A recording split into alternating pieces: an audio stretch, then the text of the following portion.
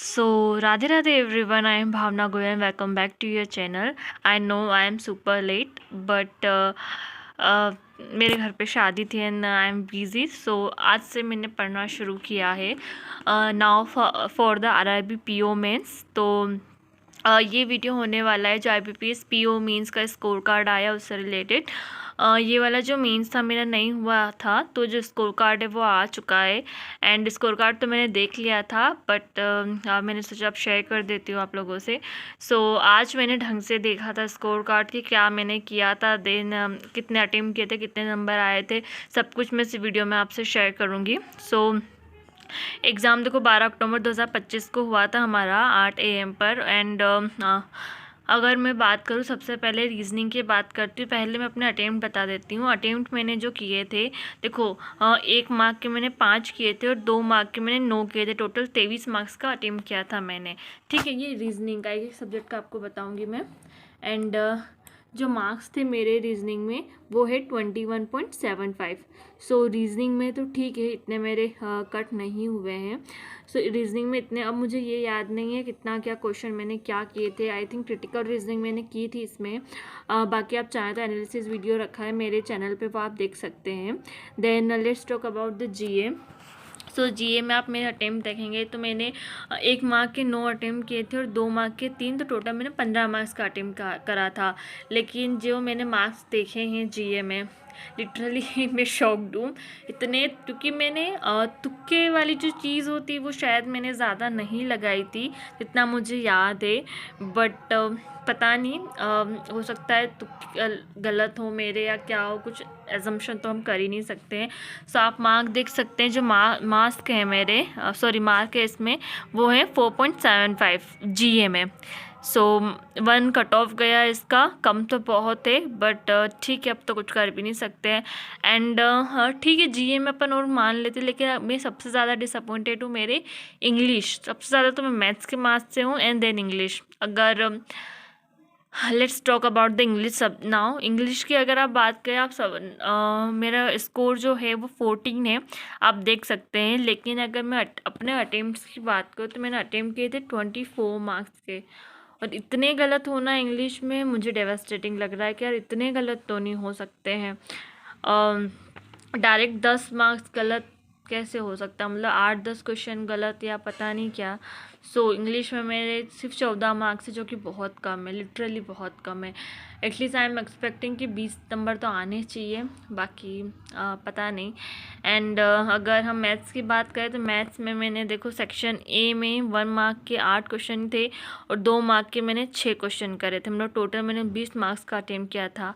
And अगर आप मेरे मार्क्स देखेंगे तो आई गॉट ओनली 10, और लिटरली बहुत बहुत डेवास्टेटिंग था ये। 10 नंबर, डायरेक्ट 10 नंबर कटना, चलो इंग्लिश में तो और भी हम समझ लेते गलत हो सकता है, मैथ्स में कैसे गलत हो सकते हैं यार इतने। मैक्सिमम से 1 या 2 मान लो, वो भी प्री में होते क्योंकि हम जल्दी जल्दी करते, मेंस में तो इतने गलत होने का सवाल ही नहीं उठता है।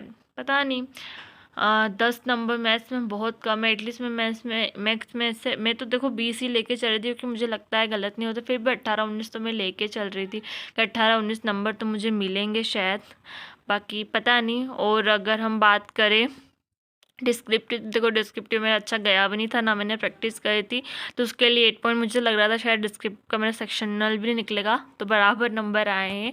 तो डिस्क्रिप्टिव में का तो ठीक है, मुझे इतना उम्मीद भी नहीं थी। लेकिन जो मैथ्स का सेक्शन, उससे बहुत ज़्यादा मुझे समझ नहीं आ रहा कि ये क्या है क्या नहीं है।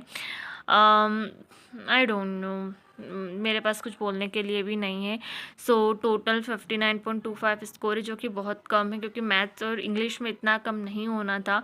मैं इंग्लिश में भी सिर्फ वही करके आई थी जो मैं जिसमें श्योर थी। मैंने नेगेटिव ना हो इसलिए मैंने ज़्यादा अटेम्प्ट ही नहीं करे थे। सो इवन 40 क्वेश्चन में से मैंने सिर्फ 24 किए थे, जिसमें मैं 100% श्योर थी। बाकी पता नहीं, लेट्स सी क्या होता है। एंड लेट्स फॉरगेट दिस कि अब तो जो होना था वो हो गया। And now let's prepare for the further exams. And देखो कल से मैं बहुत कोशिश कर रही हूँ पढ़ने की, थोड़ा बहुत पढ़ पाते नहीं पढ़ पाई क्योंकि मेरा गैप हो गया। इवन मैंने आरआरबी क्लर्क प्री के लिए भी ज़्यादा नहीं पढ़ा था। मैं अगर बात करूँ आईबीपीएस क्लर्क मेंस के बाद से ही मैं बहुत कम पढ़ पा रही, मतलब आरआरबी क्लर्क के लिए मैंने सिर्फ 2-2 मॉक ही लगाए हैं हर दिन। लेकिन नाउ अब आरआरबी पीओ मेंस के लिए मुझे बहुत सारा पढ़ना है, सो उसी के लिए पढ़ते हैं। And please share your score. मैंने जितने भी सारे मतलब देखा है यूट्यूब वगैरह पे भी, सबका मैथ्स में जो मार्क्स है वो सबका बहुत कम हुआ है। And even RRB clerk pre में भी कई लोग बोल रहे हैं कि कुछ क्वेश्चन गलत आए एंड एवरीथिंग। बट अगर देखा जाए तो देखो इन सब चीज़ों में हम तो कुछ कर ही नहीं सकते हैं। सो बेटर है जो हो रहा है ठीक है, हम अपना पढ़ने पे ध्यान देते हैं। And let's prepare for the RRB PO mains. And I will try कि मैं कल से कुछ मतलब मैं फ्रिक्वेंटली कुछ अपलोड करती रहूँगी, सो वो मेरे लिए भी हेल्पफुल रहेगा कंटिन्यूटी के लिए। Because literally I am that exhausted कि मैं ज़्यादा पढ़ नहीं पा रही हूँ। एंड मुझे भी समझ नहीं आ रहा है कि मेरे साथ क्या हो रहा है, लेकिन इट्स ओके। कल आज तो देखो मैं थोड़ा वीडियो लेक्चर्स देख के पढ़ने की कोशिश करूँगी। एंड कल अपन एक आरआरबी पीओ मेंस का मॉक भी लगाएंगे full. And I will share my score. And हाँ, मैं पहले खुद डिसाइड कर लेती हूँ कि मुझे क्या करना है क्या नहीं करना, then I will share my plan कि मैं कैसे क्या करने वाली हूँ। क्योंकि कंप्यूटर भी पढ़ना है और बाकी सब सब्जेक्ट तो ठीक है, पर कंप्यूटर भी पढ़ना पड़ेगा। एंड जीए में मुझे नवंबर करना है, बाकी पहले का सारा रिवाइज करना है and everything. So I will share with you this things in another video. And let me know कि आपका क्या स्कोर रहा है and everything. And that's it for today. और प्लीज़ ज़रूर शेयर करना कि आप लोग क्या कर रहे हो and everything. Thank you so much for watching. Please like share and subscribe.